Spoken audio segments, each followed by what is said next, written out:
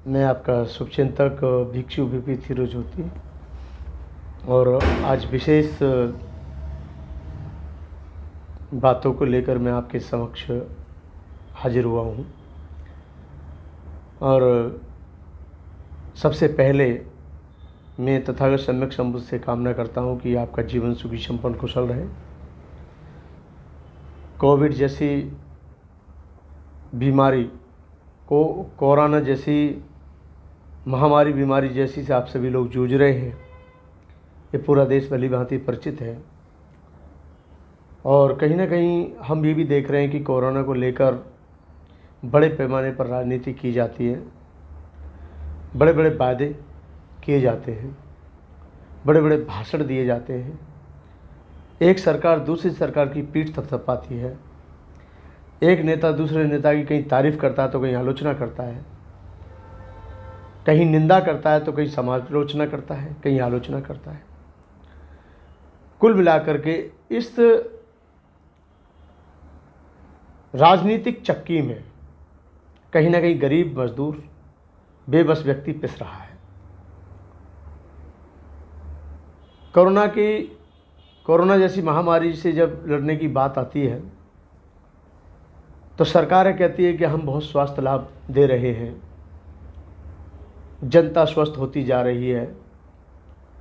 हालांकि विषय बहुत सारे हैं, चर्चाएं भी बहुत सारे विषयों पर की जा सकती है, परंतु मैं ये कहूँगा कि बड़ी सोची समझी साजिश के तहत महानगरों से मजदूरों को निकाला गया। वो सभी लोग, देश के करोड़ों युवा, देश के करोड़ों मजदूर आज बेरोजगार हो चुके हैं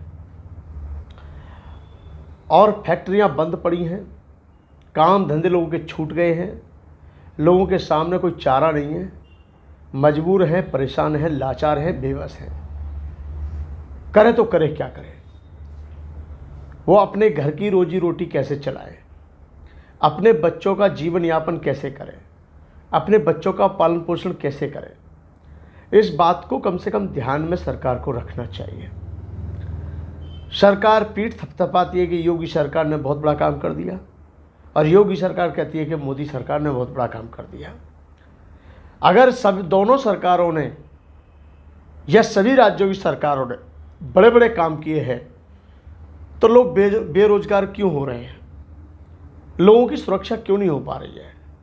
महिलाएं अपने आप को सुरक्षित क्यों नहीं महसूस कर पा रही हैं? आज हमारे दिल्ली से लगे हुए हाईटेक सिटी नोएडा, जो कि पूरा देश विदेश सभी परिचित है कि नोएडा अपने आप में क्या है, नोएडा जैसी महानगर सिटी में एक व्यक्ति अपनी पत्नी को लेकर बहुत सारे हॉस्पिटलों में जाता है और उसकी किसी हॉस्पिटल में कोई बात नहीं सुनी जाती है। आखिर वो महिला दम तोड़ देती है। इसकी जिम्मेदार कौन सी सरकार है? योगी सरकार है या फिर मोदी सरकार है? मोदी सरकार है तो वो जवाब दे, और योगी सरकार है तो वो जवाब दे।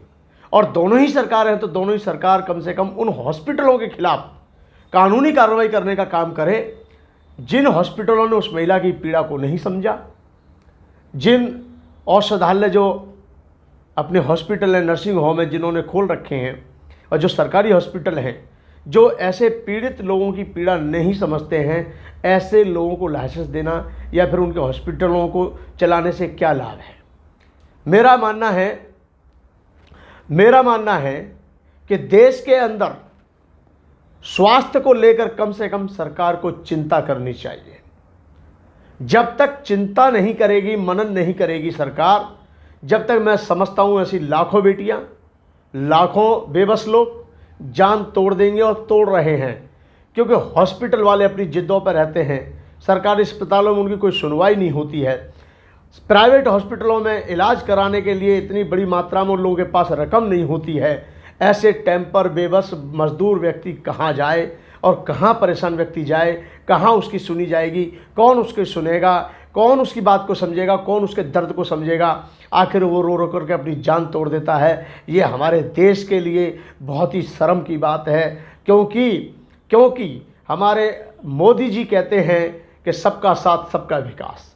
ये बड़ा अच्छा नारा हो सकता है सुनने के लिए, ये बड़ा नारा अच्छा हो सकता है कानों में गूंजने के लिए, ये बड़ी अच्छी बात हो सकती है लोगों में फैलाने के लिए, लेकिन धरातल पर देखते हैं तो ऐसा कुछ पाया नहीं जा सकता।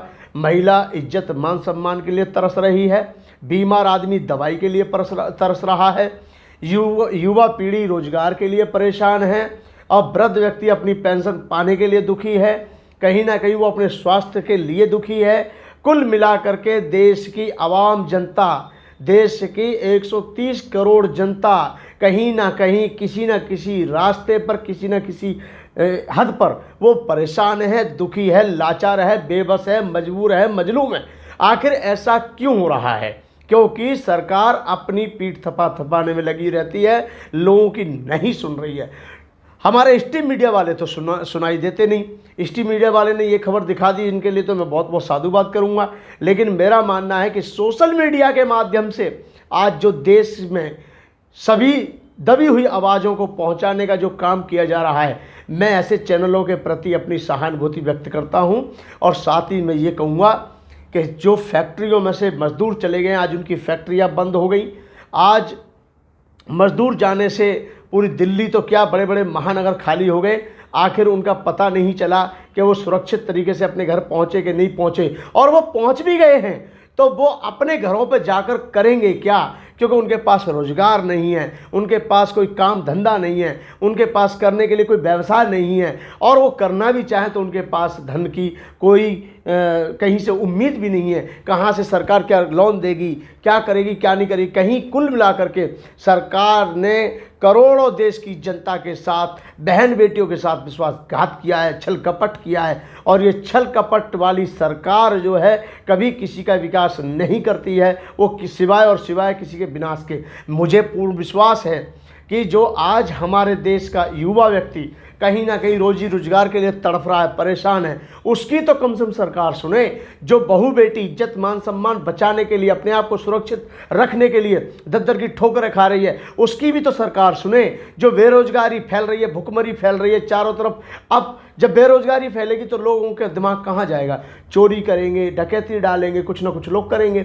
उस सबको रोकने के लिए सरकार को ऐसे ठोस कदम उठाने चाहिए जो देश हित में हो, जो मजदूरों के हित में हो, जो गरीब जनता के हित में हो। मैं ज़्यादा ना कहते हुए मैं यही कहूँगा कि देश की जनता जागरूक भी हो रही है, तो मेरे हिसाब से सरकार को भी आज उनके हितों की रक्षा के बारे में कहीं ना कहीं कदम उठाने चाहिए, और उनके स्वास्थ्य की चिंता उनको करके उनको कहीं ना कहीं स्वास्थ्य लाभ देना चाहिए। मेरा आप सभी के लिए पुनः स्वास्थ्य मंगल की कामना करता हूं। आप सभी को सादर नमो बुद्धाय।